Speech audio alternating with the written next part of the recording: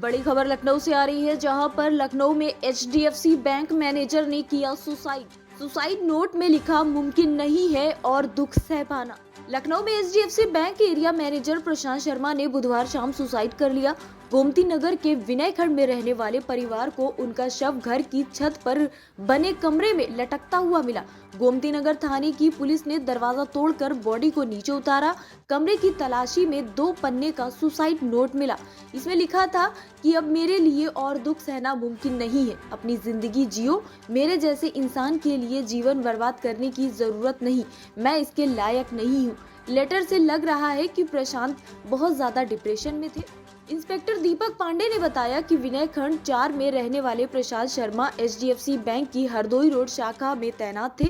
बुधवार शाम को ड्यूटी से घर लौटने के बाद मां अरुणा से चाय बनाने के लिए कहकर छत पर बने अपने कमरे में चले गए। कुछ देर बाद चाय के लिए परिजनों को बुलाने पर भी कोई जवाब नहीं आया। इस पर उन्होंने प्रशांत को फोन किया। फोन नहीं उठाने पर मां अरुणा छत पर आ गई तो कमरे का दरवाजा अंदर से बंद था।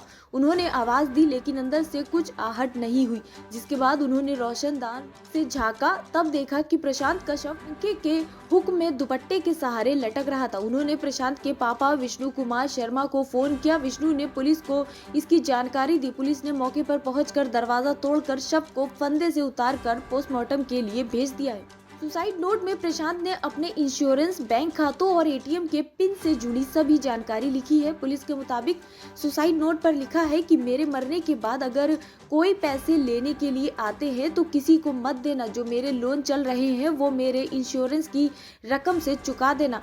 साथ ही उसने सुसाइड को सबको मौत की वजह हार्ट अटैक बताने को कहा है, जिससे इंश्योरेंस की रकम मिलने में कोई दिक्कत ना आए। आखिर में ये भी लिखा कि बहुत मुश्किल है सबको छोड़ के जाना, पर सबको अब और तंग नहीं कर सकता, माफ कर देना मुझे, खुश रहना सब लोग, अलविदा, सबको बहुत दुख दिया, प्लीज मुझे माफ करना। बता दें, पुलिस के मुताबिक परिवार के लोगों के बयान दर्ज होने के बाद मौत के सही कारण सामने आएंगे। हालांकि लेटर में इतना जाहिर है कि प्रशांत परेशान थे। लोन और पैसों के लेन देन का जिक्र करने से पुलिस प्रशांत पर चल रहे लोन वगैरह के बारे में भी गुरुवार को जानकारी इकट्ठा करेगी। अभी परिवार से पुलिस को तहरीर भी नहीं मिली है। मुख्तार अंसारी के सहयोगी एफआई बिल्डर शोएब इकबाल पर चला मुकदमा। एलडीए का फर्जी मानचित्र बनाकर दुकानें बेची। दुकान मालिकों के दस्तावेज से उजागर हुआ बिल्डर का पूरा फर्जीवाड़ा।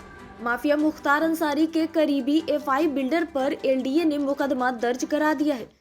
आरोप है कि बिल्डर ने फर्जी नक्शा पास दिखाकर बेसमेंट में पार्किंग की जगह पर दुकान बनाकर बेच दिया, जबकि एलडीए की तरफ से एफआई कमर्शियल कॉम्प्लेक्स व उसमें बनी दुकानों का लखनऊ विकास प्राधिकरण द्वारा कभी कोई मानचित्र स्वीकार नहीं किया गया था। बिल्डर ने अपने सहयोगियों के साथ मिलकर कूट रचना करते हुए फर्जी स्वीकृत मानचित्र तैयार कराया तथा एलडीए से नक्शा पास बताकर अलग अलग लोगों को दुकानें बेचकर लाखों की ठगी कर डाली। हाल ही में प्राधिकरण द्वारा जारी की गई नोटिस के जवाब में जब दुकान मालिकों ने दस्तावेज प्रस्तुत किए तो पूरे फर्जीवाड़े का खुलासा हो गया।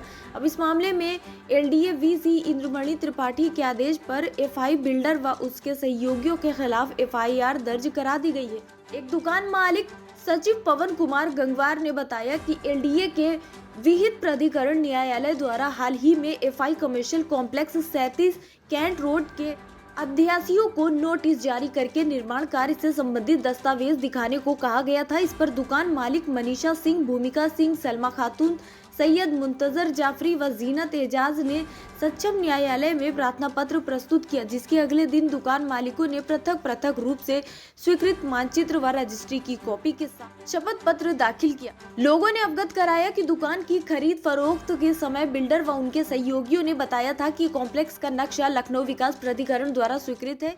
मानचित्र की एक फोटो कॉपी भी दी गई थी, जिस पर परमिट संख्या 18/12 दिनांक 15/10/2001 लिखा हुआ था। अध्यासियों द्वारा उपलब्ध कराए गए परमिट संख्या 18/12 के संबंध में जब जांच कराई गई तो फर्जीवाड़े का खुलासा हुआ। पता चला कि प्राधिकरण में मानचित्र स्वीकृत किए जाने के लिए अगस्त वर्ष 1999 में एलडीए पोर्टल संचालित किया गया था, जिसमें कंप्यूटराइज मानचित्रों की स्वीकृति होने पर परमिट संख्या 10,000 से प्रारंभ की गई। नए साल पर अयोध्या और बनारस घूमने की होड़, ट्रैवल एजेंसियों का दावा, बुकिंग गोवा और केरल के बराबर पहुंची। घूमने आने वालों में तमिलनाडु, कर्नाटक और तेलंगाना से ज्यादा लोग नए साल की छुट्टी या जश्न मनाने के लिए गोवा, केरल, मलेशिया जाते हैं, लेकिन साल 2024 की स्थिति बिल्कुल अलग ही है। इस बार तमिलनाडु, केरल, कर्नाटक जैसे राज्यों से अयोध्या, बनारस और प्रयागराज आने वालों की संख्या काफी ज्यादा में है।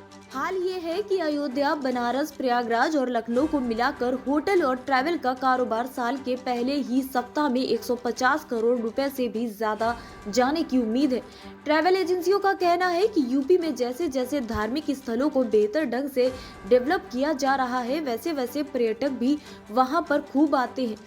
इस बार नए वर्ष पर साउथ से आने वाले पर्यटकों की संख्या में काफी इजाफा हुआ है। ट्रैवल एजेंसी वालों का कहना है कि यहां से जितने लोग जाने के लिए संपर्क कर रहे, उससे कहीं ज्यादा उधर से आने वाले लोगों की संख्या ज्यादा है।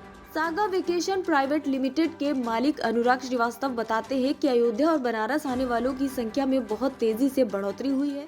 साल 2019 के बाद घूमने वालों की संख्या में कमी आई थी, लेकिन साल 2024 की बुकिंग ने सभी रिकॉर्ड तोड़ दिए हैं। 100% से ज्यादा ग्रोथ है। ये यूपी के ट्रैवल इंडस्ट्री और पर्यटन के हिसाब से बहुत अच्छा है। उन्होंने बताया कि यूपी से किसी को केरल, तमिलनाडु, बाकी जगह घूमना होता है तो हम वहाँ के ट्रैवल वालों के माध्यम से पूरी व्यवस्था कराते हैं। ऐसे ही दूसरे राज्यों के लोग इस बार हमसे बहुत ज्यादा संपर्क कर रहे, बुकिंग भी बड़े स्तर पर हो रही है। वही बात करें शनिवार और रविवार की छुट्टी की, तो बता दें कि शनिवार और रविवार को छुट्टी की वजह से बाहर के साथ साथ यूपी के दूसरे जिलों के लोग भी आ जाते हैं। ऐसे में होटल की मिलना मुश्किल हो जाता है। बनारस में अच्छे होटल की संख्या 10 के करीब है, वो सब बुक हो गए हैं। अयोध्या के लिए लोग लखनऊ में होटल बुक कराते हैं, यहाँ से वो सड़क मार्ग से जाते हैं। कुछ ऐसी ही स्थिति प्रयागराज की भी बनी हुई है। कांग्रेस की यूपी जोड़ो यात्रा का आज 8वां दिन। अजय राय बोले, परेशान किसान, मायूस व्यापारी, बेरोजगार युवा ही सरकार का सच है। कांग्रेस की यूपी जोड़ो यात्रा आज 8वें दिन प्रदेश के जनपद मुरादाबाद के कुंदरकी बाजार से शुरू होते हुए बिलारी तक गई। यात्रा शुरू होने के पूर्व किसान इंटर कॉलेज कुंदरकी में यूपी जोड़ो सामान्य ज्ञान प्रतियोगिता कराई गई, जिसमें लगभग 150 छात्र छात्राओं ने प्रतिभाग किया और विजयी हुए। प्रतिभागियों को कॉलेज के प्रबंधक के द्वारा मोबाइल फोन और सांत्वना पुरस्कार के रूप में बैग बच्चों का मनोबल बढ़ाने के लिए उपहार में दिया गया। बुधवार को यूपी जोड़ो यात्रा की शुरुआत करते हुए प्रदेश अध्यक्ष पूर्व मंत्री अजय राय ने कहा कि मोदी सरकार में सबसे ज्यादा परेशान किसान और छोटे व्यापारी हुए हैं। चंद बड़े उद्योगपति के हाथ में खेलती इस मोदी सरकार ने प्रदेश की आम जनता को सिर्फ छला है। कांग्रेस प्रवक्ता ने बताया कि आज की यात्रा में प्रमुख रूप से शामिल हुए राष्ट्रीय सचिव तौकीर आलम ने कहा कि भाजपा का अहंकार और तानाशाही अपने चरम सीमा पर है, जिसे जनता पूरी तरह से समझ चुकी है और आने वाले 2024 के लोकसभा चुनाव में कांग्रेस के पक्ष में वोट देकर जनता अब इनको सत्ता से उखाड़कर सबक सिखाने का मन बना चुकी है। इस अवसर पर कांग्रेस उपाध्यक्ष विश्व विजय सिंह, प्रदेश उपाध्यक्ष विदित चौधरी, संगठन महासचिव अनिल यादव, महासचिव विवेकानंद पाठक आदि लोग मौके पर मौजूद रहे। राम मंदिर के शुभारंभ की तैयारियां जोरों पर हैं। इसी कड़ी में अयोध्या रेलवे स्टेशन का नाम भी बदल दिया गया है। अब अयोध्या जंक्शन का नाम बदलकर अयोध्या धाम जंक्शन रख दिया गया है। यूपी के सीएम योगी ने अभी कुछ दिन पहले ही यहां का नाम बदलने को लेकर रेलवे अधिकारियों को निर्देश जारी किया था। उसके बाद बुधवार को रेलवे की तरफ से ये निर्देश जारी हो गया है। राम मंदिर के उद्घाटन से पहले अयोध्या का पूरी तरह से कायाकल्प किया जा रहा है। यहाँ 30 दिसंबर को एयरपोर्ट का उद्घाटन हो रहा है, जबकि उससे पहले 30 दिसंबर को यहाँ से वंदे भारत एक्सप्रेस का उद्घाटन किया जाएगा। पीएम मोदी इसको हरी झंडी दिखाएंगे।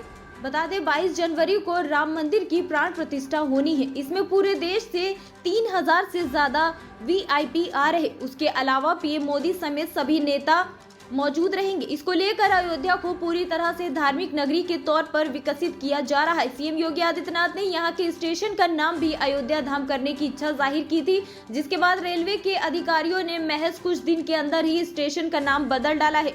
इससे पहले रेलवे ने यूपी में मुगलसराय स्टेशन का नाम बदलकर पंडित दीनदयाल उपाध्याय के नाम पर कर दिया था और इसके लिए भी यूपी सरकार ने ही पहल की थी।